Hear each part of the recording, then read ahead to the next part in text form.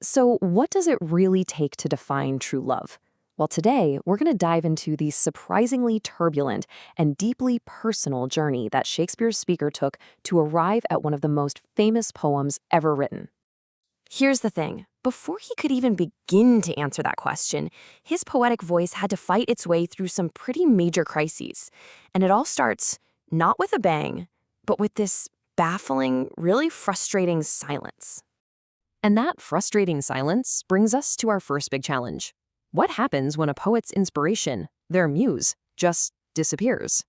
For a writer back then, this was an absolute catastrophe. You see, the muse wasn't just some cute metaphor. People believed this was the divine source of all creativity.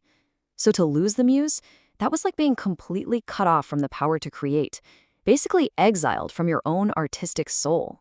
So Shakespeare's speaker doesn't just, politely ask his inspiration to come back.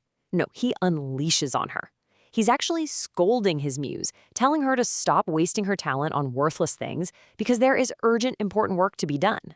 He even imagines the excuses she might make, like, oh, but his beauty is too perfect for words, and he just completely shatters them. He's saying silence isn't an option, it's a betrayal. The whole point of poetry isn't just to sit back and admire beauty, it's to rescue it from being forgotten. Okay, so the muse is finally awake. Problem solved, right? Nope. A much bigger, scarier antagonist steps onto the stage: time itself. This metaphor is just brilliant. Think about the hand on a clock. You can stare at it all day, and you will never actually see it move. But you look away for a second and look back, it's changed. He's saying that's exactly what time does to beauty. It's a quiet, sneaky kind of theft. And this fear isn't just some abstract idea. It's personal. He grounds it in his own life, pointing out that 3 whole years have gone by. You can feel the urgency, can't you? The clock is definitely ticking. So faced with this enemy, he makes this incredibly audacious claim. He basically reframes all of literary history. He says, all those ancient poets writing about beauty, they weren't describing people from their own time. They were writing prophecies about the person he loves. And this is what it all comes down to. This is the poet's central mission.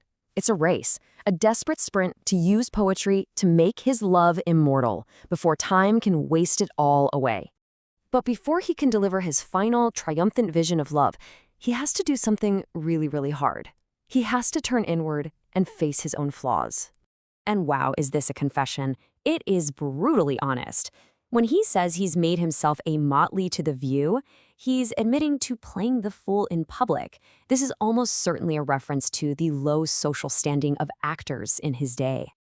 And he doesn't stop there. He just lays it all out, a whole catalog of his mistakes.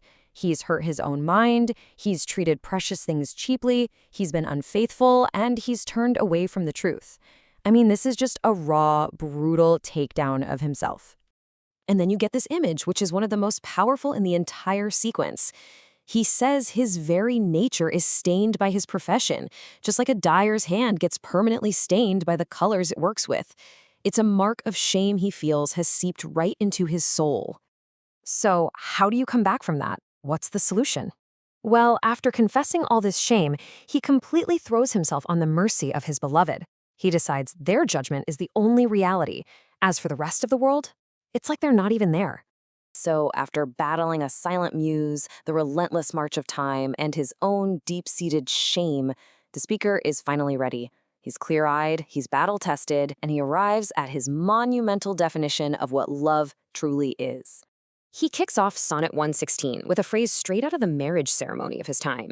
He's declaring, right from the jump, that for a true marriage of minds, there are no impediments. Real love isn't something that changes just because circumstances change. So what is it? Oh no, it is an ever-fixed mark. It's a landmark, something permanent. Think of a lighthouse. No matter how violent the storm gets, it just stands there, unshaken. That's what love is, a point of absolute stability in a chaotic world. And he defines it just as much by what it is as by what it isn't. It is a guiding star for anyone who's lost.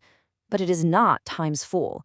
It doesn't get pushed around or bend or break, and you definitely can't measure it in brief hours and weeks. And here it is. This is the ultimate claim, the peak of his whole argument. True love doesn't just hang around for a little while, it endures all the way to the edge of doom. We're talking right up to the end of the world. Then he ends with this absolutely audacious bet. He's basically saying, look, if I'm wrong about this, if someone can prove this is an error, then I've never written a single word and no one in all of history has ever truly loved. He is staking everything on this definition. And that leaves us with the big question, doesn't it? After a journey through so much very human weakness and failure, is this perfect, unshakable love something we can actually achieve? Or is it the most beautiful, perhaps unattainable ideal a poet ever dreamed up? What do you think?